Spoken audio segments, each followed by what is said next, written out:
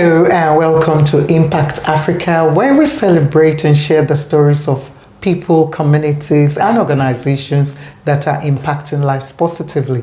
And as well, we use the platform to celebrate positive news and places. I am Dr. Kemi Akiode Adebayo, known as Dr. Mama K. And in today's program to share our story is the resilient, hardworking, smart, I could go on about this young lady, Semwano Chonya. She is the founder of Peku Peku Travel Services, which is based in South Africa, but works across Africa. My dear Semwano, how are you today? I'm so well, Dr. K. Thank you so much. Thank you. It's a pleasure. First, I love what you're wearing. And purple is one of my favorite color. Yeah. I love the combination. I know where it's from, but I wouldn't start with that. But who is Semwano? What does your name mean? So, my name is Semwano, and this is from a small tribe in Tanzania, the Kihehe language. And Semwano means she who offers comfort in one context, and in the other, she who offers help or the helper. And I just realized I said Semwano. I don't know why I'm saying Semwano. I just realized I know that. Okay. I think there's another name that's Semwano. Yes, there is. Okay. But Semwano is unusual, and only in the last couple of years there are more and more Semwanos. It's not a very common name, not even very unique. Very unique. And where's the name from? It's from Tanzania, the southern part of Tanzania. My people live primarily in the southern part around Iringa in southern Tanzania, in the highlands of Tanzania. So were you born in Tanzania? I was born in Tanzania in a town called Morogoro, which many South Africans who were in exile might know of, because it's one of the areas where the ANC was offered refuge. Yeah, so there is a huge connection between that part of Tanzania and South Africa. And are you from a big family? What was life growing up? And, mom, dad, education? Come on, share with us some of those. My nuclear family is not very large. There are 4 of us. I'm the firstborn. I have 1 sister and 2 brothers, and we are very, very close. My parents are still with us. I thank God for their life and their health and their well-being. And then my father is one of probably 33. My grandfather was a polygamist. 33 though? 33. Oh my. 33. Okay. And my mother is one of 8 from her mother and 6 from her stepmom. So my other grandfather was also a polygamist. So no wonder they decided to have a small family. If you're from a family of 33. Yes, a very, very small family. Okay. We don't all know each other, but in the last couple of years, my uncle, my dad's older brother, same mom, same dad, they've been working very hard to try and get family gatherings for all of us to know each other. So weddings are a big thing. Funerals are a big thing. And life growing up?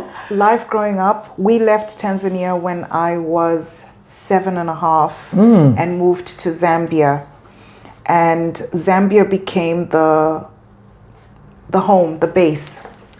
My first year of primary school education was in Tanzania. The rest of it was in Zambia. So I finished my primary school education in Zambia, and the most standout memory for me in Zambia was very, very intense English lessons when we first moved there, because I couldn't speak a word of English and I needed to start school the next year and be comfortable and confident in speaking the language. And my first day of school, unfortunately, those lessons did not pan out well, because what I remember very clearly is the teacher standing in front of us, and we were all at our desks, and she called out the register, and I heard 2 words that my tutor had not thought to introduce into my language: present and absent. Oh. So when my name was called, with all the confidence in the world, I yelled out, absent. It's classic. So, what was your home language then? Swahili. Oh, Swahili. Swahili. So in Zambia, what language do they speak in Zambia? Bemba, and Bemba. Nyanja in the town where we were. So we moved from one small town, Morogoro, to another small town in Zambia, Kabwe, which used to be, its old colonial name was Broken Hill because of all the mining that happened in that area. So we made Zambia, or my parents made Zambia the home base, and the rest of my primary school education was there. And I'm very proud to say that I did master the English language eventually. And then changed schools and finished the rest of my primary school education at a school that had children from all over. Right. And then high school was in Zimbabwe. So not another country. Not another country, but yes. Okay. My parents wanted us to have the Cambridge schooling system, or at least a 6-year high school program. And in Zambia at the time, it was a 5-year schooling system that was the only available form of education before you went on to tertiary institution. And I'm not 100% sure. I was having a conversation with someone recently about how Zambia came into the mix, into Zimbabwe, how Zimbabwe came into the mix, but that's what was decided. And my dad and I went off on an adventure to find me a school. And how long were you in Zimbabwe for? 6 years. Another 6 years. So did you learn to speak the language? Ndebele. So the two main languages in Zimbabwe are Ndebele and Shona. I was in the southern part where Ndebele was the primary language. And when I arrived, the headmistress was trying to bring cohesion in the school and not the division that had existed between the Shonas and the Ndebeles. So it was discouraged to speak Ndebele outside of the classroom setting. So I was in a boarding house. We had 3 boarding houses, and I was in a boarding house. And in our boarding house, we actually got order marks as punishment if you were caught speaking your vernacular language.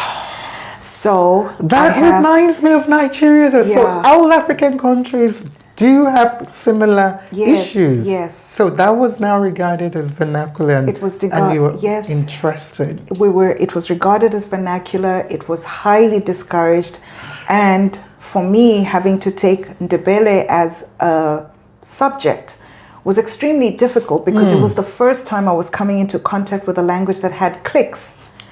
And I made friends with Nomalizo, and she taught me how to do the clicks and the different sounds using the back of my hand so that you would know the difference between an X, an H, a C, a CH. Oh, you're going to teach me. Yes. Although maybe it's too late for me now. I don't think so. I don't think so. And it was how, when you speak, if a sound comes out and you can feel the air expel from your mouth, it's one sound versus the other. Wow. And it was a very interesting way of learning the clicks. So you can speak a lot of languages then. And I think I read somewhere you can speak German a little bit. I speak a little bit of German. I understand more than I speak. The languages that I'm confident and comfortable in are English and Swahili. The others I have smatterings of because I moved so much. I understand more than I speak. If I'm in a room, I will understand you, but I don't have the confidence to speak them, and definitely not to argue or bring forward an argument where I can put my case across. So I will stick to English and Swahili for now. As a Tanzania, what are you mostly proud of? With the country? Anything. Okay, so... tell us a little bit about Tanzania. Because you are in the tourism 100%. Industry. Sell Tanzania to me, because I've always wanted to visit. Oh my God, it is an incredibly beautiful country. The people are the warmest and the most welcoming you will find anywhere on this continent. We will open our homes and our hearts and receive you with everything that we have. Our country is extremely beautiful and unspoilt. And tourism took a back seat, and I feel as though it seems as though development came later to us as opposed to our neighbors, but this was deliberate. The first president of independent Tanzania, Julius Nyerere, had a very firm plan for the country in that we need to have our own people become leaders who know how to handle what we have, our natural resources, our minerals, our landscape. If we are going to develop the country, quote unquote, it should be with our focus, not someone from the outside coming in to tell us how it should be done. So it was deliberately slow. Right. And it seems as though we are behind. We are not behind. We are not behind. So you hear of the Serengeti and the Ngorongoro crater. You hear of Zanzibar. You hear of the Great Rift Valley, Lake Tanganyika, Lake Malawi in the south. We did all that in school. Exactly, Ooh. exactly. And it is an incredibly beautiful country. If I go home to my parents, I fly into Dar es Salaam, and then either I fly from there to Iringa, or I take the bus or drive. Okay. Now there is a train to Dodoma and then south to Iringa as well. But the drive from Dar es Salaam to Iringa, so imagine this. It's about an 8-hour drive. Okay. But on the way there, you drive through the Mikumi National Park, so you get a free safari. It takes 8 hours because you have a speed limit through this national park. Okay. You drive through the Great Rift Valley.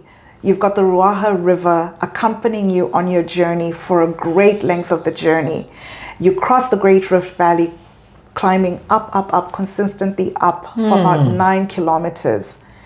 It is a wonder. I'm just imagining it. It now. is beautiful. Now you've sold Tanzania to me. It is beautiful. And, it really is. Fred, I'm coming to Tanzania. They've been trying to get me to come. Not that I don't want to go, but It's a hidden secret for how know. beautiful the country is. It really is, I feel, one of the last unexplored corners of the earth. And if you're coming, don't come in droves so that you spoil it. Come with respect and a curious heart and mind. It's a beautiful country. You know what? We'll just stop for a quick break and we'll be right back.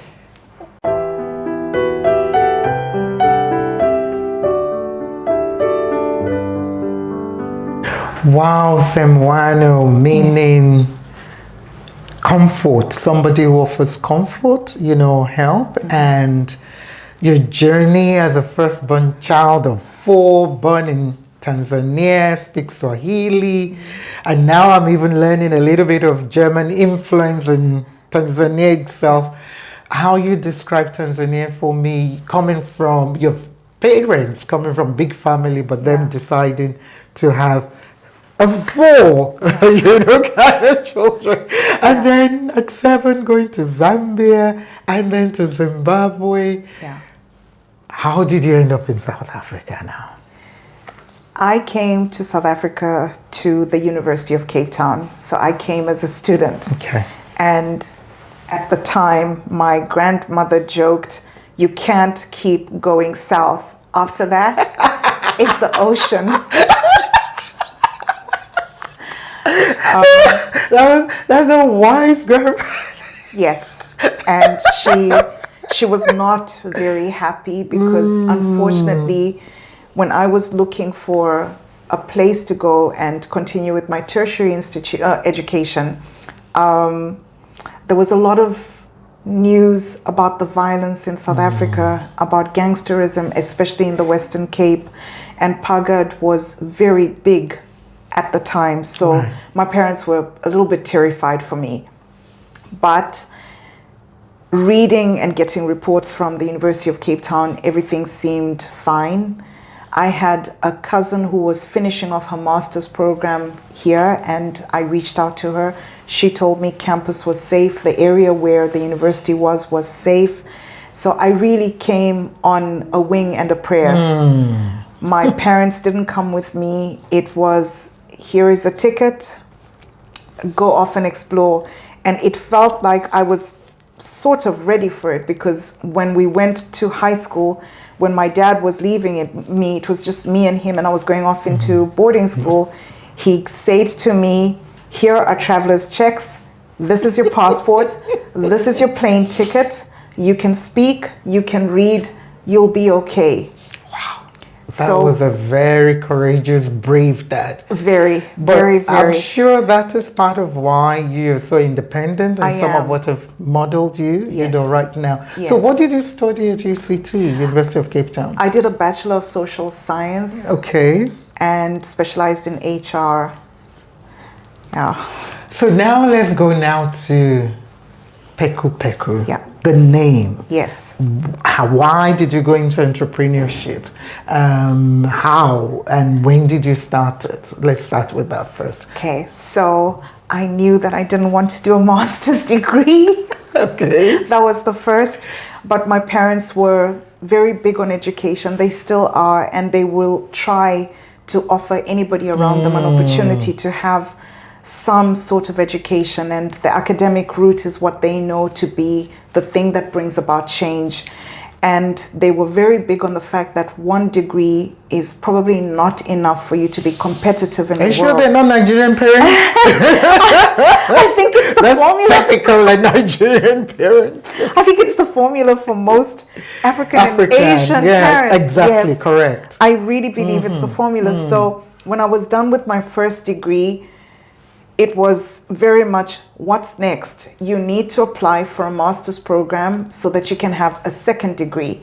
And I knew this was not my path, but I didn't know how to have an argument or to present something different. And I came back to the University of Cape Town, and I was so lucky because there was a program being offered in tourism and hospitality studies. It was new. I think I was the third or the fourth intake, maybe even the second, with Professor Richard George at the time. And what I will never forget is our first day of lectures was to meet up at the waterfront, and we went on a harbor cruise. And the first lecture was, this is a really... So I'm going to take that course. That's practical. That is instant practical. Beyond practical. It was the first lecture. And then he said to us, this is a really powerful industry and you can influence and make changes. Some of you will go into policy making. Some of you will go into immediate operations. Some of you will find the most fun aspects, and there it will end. Remember, you have the power to employ people, to change the direction that governments go in, to influence when, where, and how infrastructure around hospitality and tourism is built, done, placed, changed. And I felt it was really, really powerful. And honestly, it was the most fun I have ever had studying. So that's how I ended. I'm game already. I'm sold for that as well. So Peku Peku, the name though, and I see the logo, you know, here is so beautiful. So, and I can imagine probably what it means. But what does it mean, and where is the name from?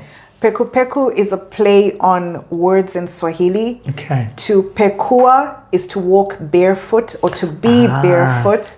And the idea with the logo was footprints over, first of all, Africa, and then the rest of the world. And for me, it was very much that when I heard my compatriots at university on campus speaking, and when I started work initially, everyone spoke about going off to the West, going off to Europe and the US, and very few people spoke about exploring our own continent.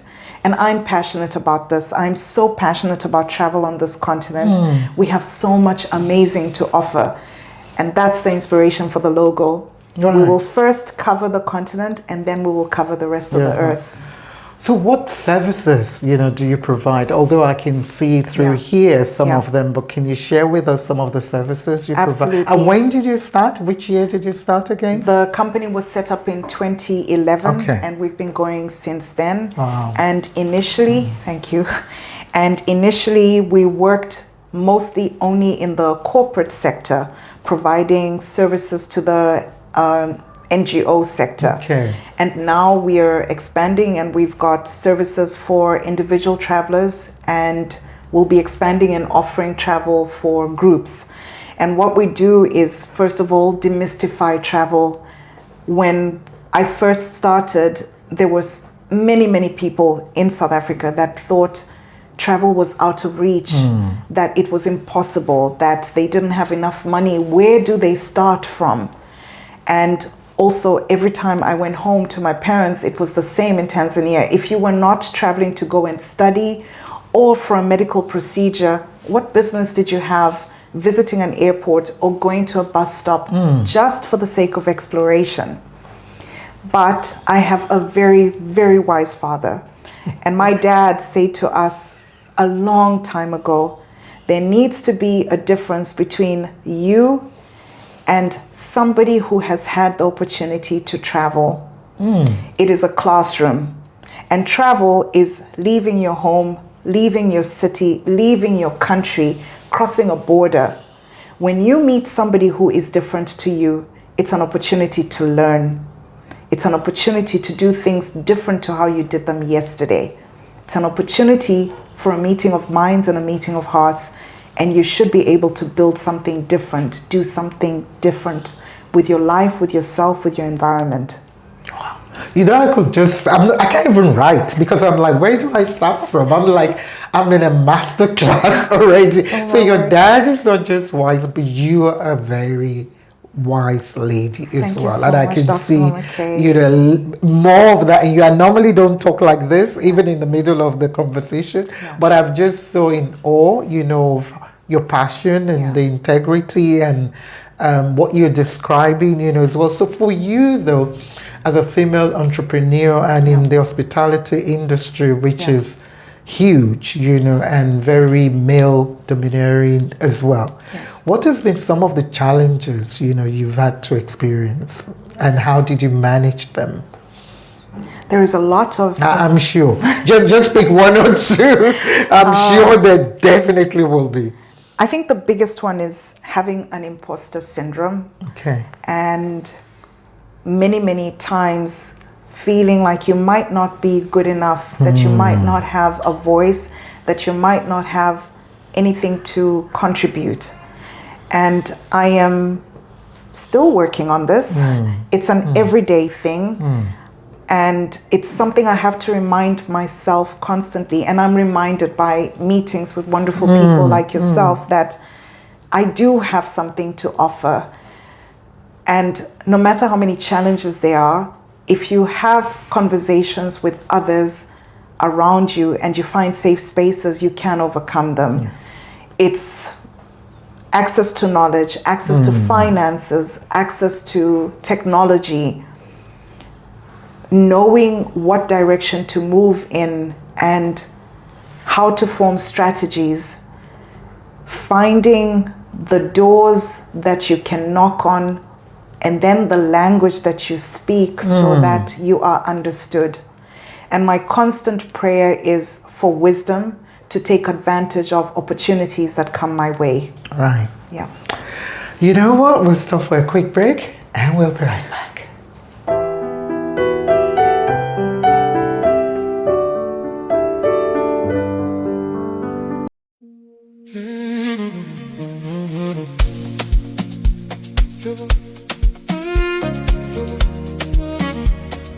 In a perfect world, and given not complete free reign, but the possibility of an easy conversation where we are both meeting as equals at a table, travel would be designed by me around people, pace, and participation. We change when we've had an opportunity to break bread together.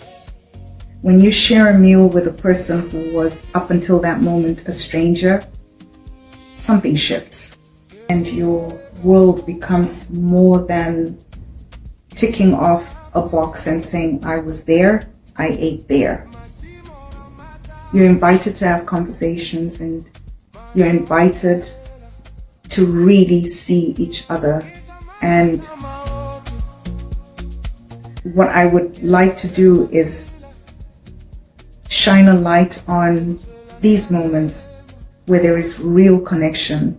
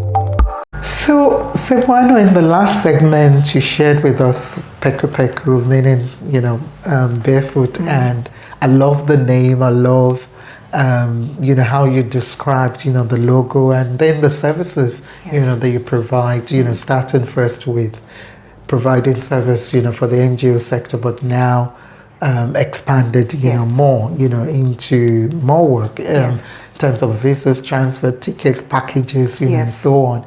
And you shared with us some of the challenges, and one that you described so well, which I know, a lot of people, do struggle with, is imposter syndrome.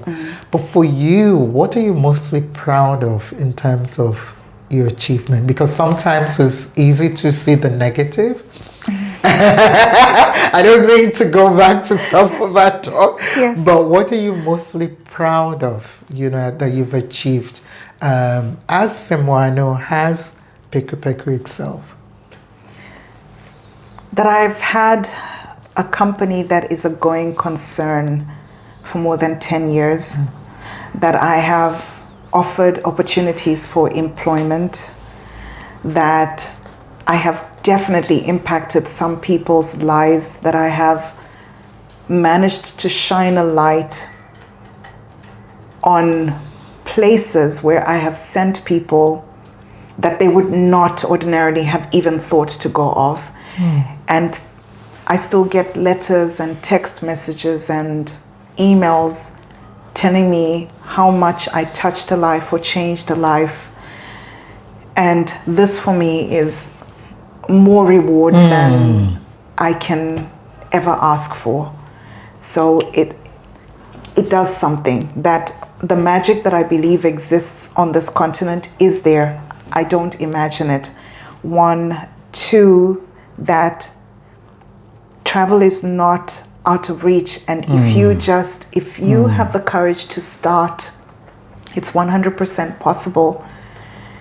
And I usually tell people, be courageous enough to go and fetch your beautiful memories, to fill your heart and your cup. Yeah. So I had a question there, but it's gone. I was going to go to the next one. But it's related to one of the things you said, but it's gone very quickly. But let me go to the other one. How many countries then in Africa have you been to? I did because I know you've done Zimbabwe, Zambia. I want to see if it's just the east and south. No. Because if not, I'm going to go with your grandfather and the next. No, so all of Southern Africa, all the neighboring countries here, and then Angola, Kenya, Rwanda, and then in West Africa, Ethiopia as well. In West Africa, only Nigeria. Only Nigeria. Only Nigeria. And North Africa? North Africa, only Morocco. Okay. And Central? Well, Central? Not yet. Not yet. Not yet. So it's been a balance between growing the company and investing in my people and giving my staff opportunities to travel. Right. And the balance between spending money on going home to see my parents, and then unfortunately we still have the battles of visas. So where is it easiest or takes the least amount of time to get a visa? So it takes a little bit of planning. And when you're planning to grow a company, when you're planning to impact the staff that you have and the people around you, sometimes you have to take a slight backseat in investing in yourself as far as travel is concerned. But I have many countries on my list, and in the world I've traveled to more than 50 countries. So it's not a lost cause. No, I'm not saying it is. I'm just interested to see. So I now remember what I was going to ask, and it's a kind of a two-part question. So for you, and you spoke about impacting lives and providing employment, being part of the economic growth for the country. How many staff do you employ, both full-time or bank staff, roughly? And what are your future plans for Peku Peku? On a full-time basis, I have 3 staff. Okay. And then on retainer, I have 6. Right. Well done. Thank you. Well done. Thank and future plans? Future plans. 5 years, 10 years? Oh my word. I dream of travel focused on women. I have a real passion for how much women especially do for society, for their families, for their friends. There is a special thing in women, and it's not by accident that when you give a woman a little something, it is multiplied. It really, really is. And so many women around me will take the last that they have to help somebody before they do for themselves. So I dream of finding space in which I can take women away from their usual everyday to somewhere, because there is something magical that shifts. I'm not sure whether it's just a resetting of your central nervous system, that you breathe a little different, you breathe a little deeper, and the sharing of minds and ideas with other women does something. Whenever I have left my immediate environment and gone somewhere else, I come back different. My brain thinks different. I'm clearer of mind. And so in the future, they might not be called retreats. I don't have a name for them yet, but they will be gathering spaces for women. That's where brilliant. We explore around history and books and food and wine and wellness and a healing of soul, body and spirit. I believe there's a huge market for that, to be honest. And it's just a case of packaging, the right thing for the people, your niche markets that you want to target. So now let's go on to you now as an individual. And I think I already know and I have an idea based on the conversation so far. What are the 3 things, or name 3 things that you value, most in life? Not in any particular order, and why? I'm sure there are more than that, but just give us 3, God. Without God, I am nowhere and I'm nothing. I say my guardian angel works really, really hard, really hard, because I am adventurous of spirit, and I often say, God, that's where I'm going. Catch up, or I'll meet you there. And I'm 100% sure he sends a guardian angel, and sometimes my guardian angel says, I'm so exhausted. But I am safe, I'm thriving, I'm fine. So God first, family. I lean so heavily on my family for so many things. They are a phone call away, a WhatsApp message away, an email away, a voice note away. There are many, many prayers that my mother says for me. And I 100% believe that this is one of the reasons why I stand tall today. Okay, I'm not very tall, but metaphorically speaking. You didn't have to say that. But I have a very tall personality. You're dynamite. And it is honestly my mother's prayers that have centered me and pushed me forward and placed me where I am. And so many times she will call me and she will say, I feel in my spirit something is not okay. What do we need to pray for? And she's always right. She's always right when my spirit is not settled. And then the third is a sense of community. I value a sense of community. Being able to have a connection with the people that I find in my immediate surroundings. Being able to impact and be impacted by in a positive way. Being able to effect change in a positive way when and where I can. Brilliant. That is so profound. What are your parents' profession? I'm just curious, because they have a big influence on you. They do. And I can see that. They and do. I know as a firstborn as well. I'm a first child, so I know the responsibility. What's their profession? They were both teachers to begin with. Okay. They're academics. Okay. My dad has gone on to tertiary institutions. He's done a lot of consultancy work with international organizations. and has worked with a lot of NGOs. He's a statistician and an economist, and my mom is an economist. So they've done a lot of work when they left the teaching profession, but primarily they were teachers, and we were banned from being teachers. I think I need to have that conversation another day. I know. All my parents were teachers, but they Yes. okay. All right, that is the. Yes. We'll stop for a quick break and we'll be right back.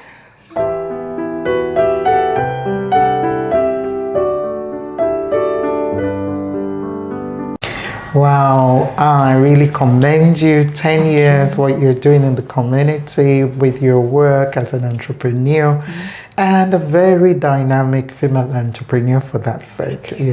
3 stars, 6 on retainer, that is no joke, especially in the industry that you're in and post-COVID, in a way. So very well done, and wish you all the best for the really future appreciate plans, that. especially Thank you. focused on women, travel, place, yes, and maybe I can start finding people I can travel with across Africa, especially. Yes. And what you value, God, people, family, and a sense of community. Thank you, Thank you for so sharing much. that. Now let's go on more for you. Yeah. What is your definition of success? Would you say right now, Semwano is a successful lady, or you've reached, where you are with success? And then leadership. What does being a leader mean, and what are the qualities that one needs to have as a leader? Because obviously, with your work, you're a leader, and in the community, and some of what you've done, or that you've shared as well. And even as a firstborn child, leadership is thrown at you. Leadership is so thrown I know it's a little bit of everything in there, but break that down for me. I think on leadership, there is a massive sense of responsibility that comes with anybody that is an employer, on anybody that has the kind of power that I get handed to me when people come over with their hard-earned money to ask for a holiday. It's a huge responsibility. So the first sense of leadership that comes to mind is, in what direction do you send that money? I have to stop and think very, very carefully. There is that. And then, how are those funds going to be used within the organization? With my staff, it's not just about salaries, but what else are they learning? Who are they becoming?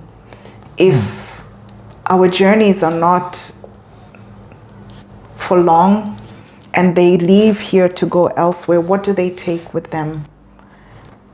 And this is important. It's something that I think about all the time.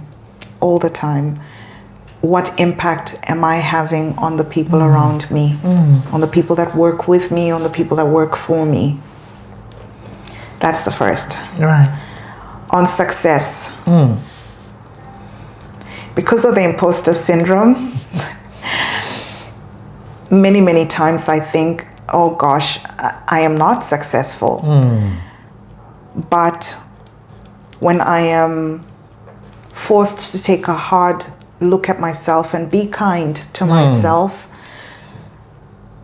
I think the fact that I still have a business more than 15 years after it was set up, I'm able to work across many countries, that I move with technology, that I still am able to employ people and have people on my payroll and people who rely on me, that I can still offer advice.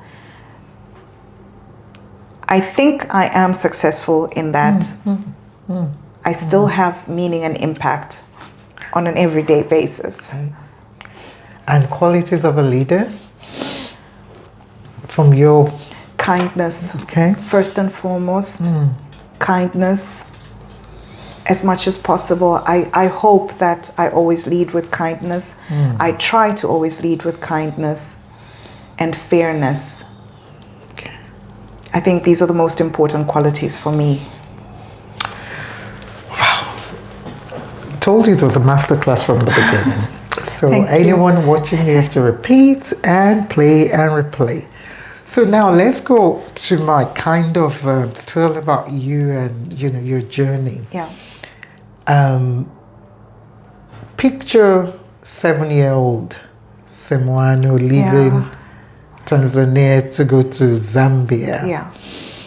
And now where you are, many months after, what are some of the life lessons that you have learned over the years that you'll be able to advise that young African child, especially you traveling from country to country, then the different seasons of your life? We haven't even gone into that. Yeah. And the transition from being a student to now being an employer. So what are some of the life lessons that you would briefly just share, because this is a key part for me when we speak to people on the program about.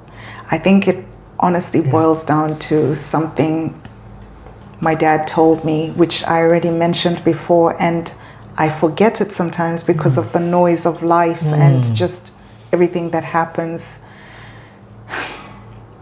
You can read, you can write, you have a voice. Many times, especially women still, we are told there is no space for us, and we have to find a way to make that space for ourselves. And you can doubt yourself. The voice, first of all, your inner voice of saying, are you sure you can do this? And then the outside voices of, are you sure you can do this? Those can be thundering. But if you just remember, you have a voice. I think if you find the courage within, you'll be okay. And if I could repeat it at all the stages of my life, from my 7-year-old self, with you have a voice, even if that voice is yelling with confidence, absent, with all the confidence in the world, you have a voice. And if you make a mistake, learn from it and move forward. Okay. Yeah. My final question. Time has gone, and I've been told we need to wrap up. Yes.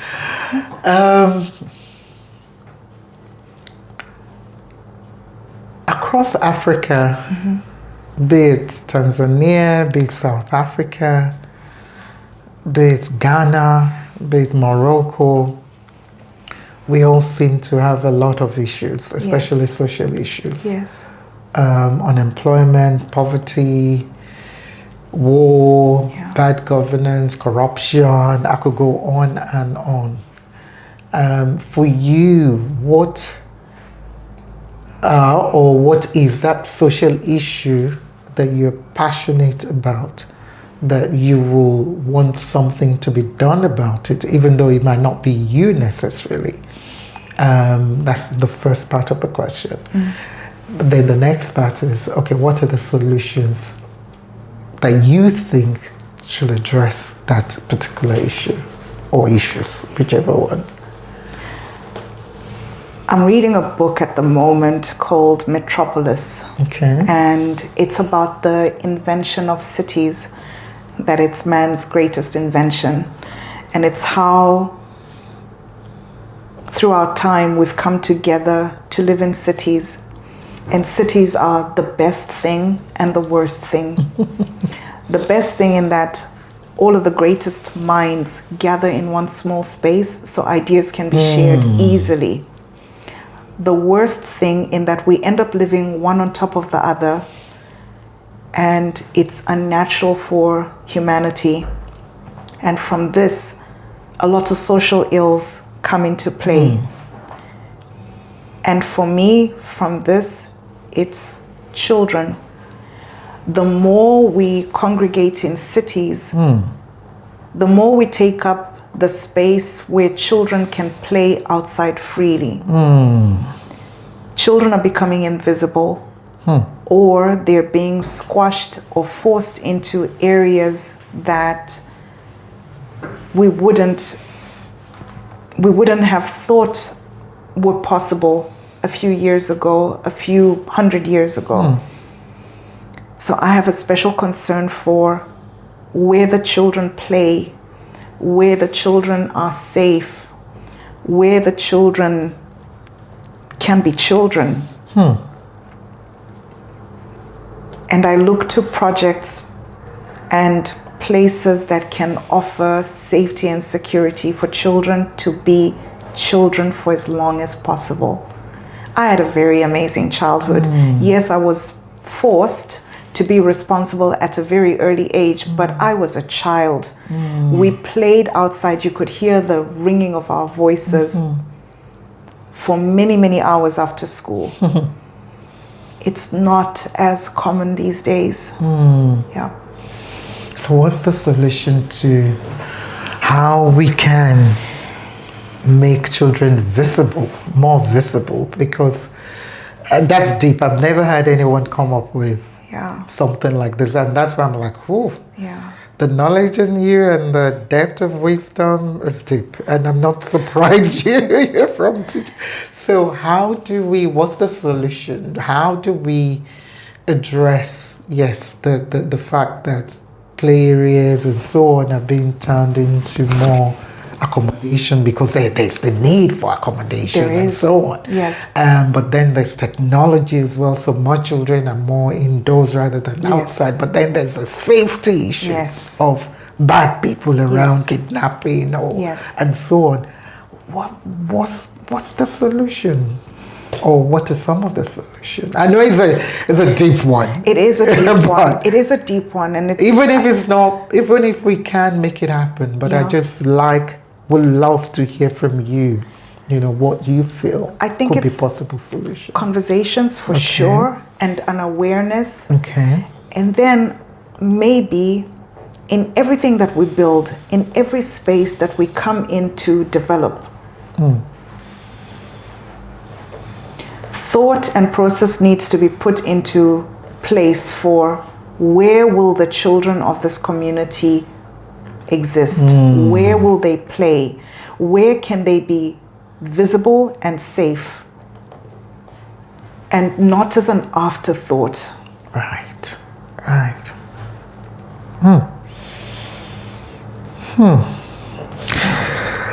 I can go on here. There's so much I really still want to talk about or share or hear, but it's been humbling, Thank you. Hearing from you and you sharing your amazing story, and the journey is only just starting for you, and we thank you, we appreciate you, and we wish you all the very best with Peku. Peku can't wait to hear more good news, success stories of how you're not just for the business but for the community, as well at large. So we wish you all the very best for the future. Thank you so much. Thank you, Dr. K. We actually forgot your gift at home, but I'll find a way we forgot one of it, so I'll find a way to get it to you. I really appreciate this. To you to say we celebrate you as a coaster. Yes. To say thank you for sharing your story, your voice, and your experience. So we really, really appreciate it. Thank you and for this time. Can't wait to come back, because we have other programs that maybe let's talk on tourism, let's talk on children. Yes. Yes. And a lot, because there were others as well for me that I wanted to speak about, but it's not the right space just now, but we will come back. Thank you so much, Dr. K. I really appreciate this time. It's been very humbling for me as well to dig deep into what I think about. Thank you. You're most welcome. Now I need you just to do a quick thing for me. Yes. I need you to give words of encouragement to anyone out there you feel like speaking to, whether they're in Tanzania, in Dar es Salaam, in Kigali, in Joburg, or Tunisia, or anywhere, anyone you want to speak to. I need you to look in the camera. Just words of encouragement.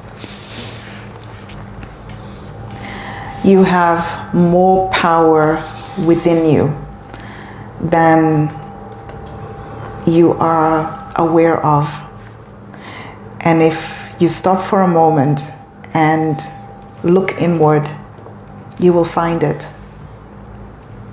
There is an amazing powerfulness within us, and also in the connections around us, especially with our sisterhood. Lean on that. Thank you. Brief, apt, and to the point. Yeah. You have more power within you. Lean on that, and there's been so many things you've shared. As well, I can't even recap. Travel is not out of reach to people. No. The qualities of leaders being kindness. There's so much, in there. Thank I love that one about from your dad. If you can read and write, you have a voice. 100%. And indeed, Yeah. you have a voice. Yeah.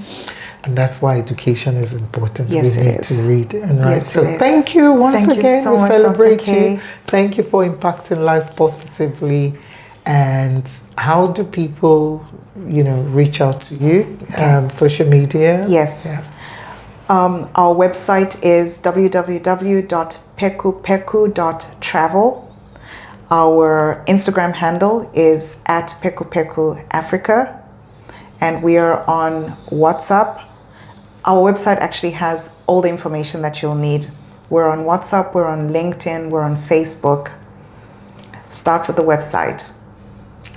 There you go. We'll still share it in the closing. So support a local business, support a female entrepreneur, support an African lady doing good in the community. Well, that's all we've got time for on Impact Africa. Remember as well, share, subscribe, comment, whatever. I know I always forget to say that, because for me it's not about the numbers. It's about just, even if it's only one person that we've managed to speak to, that's enough for me. But keep well, stay blessed, and be kind. God bless you. Take care.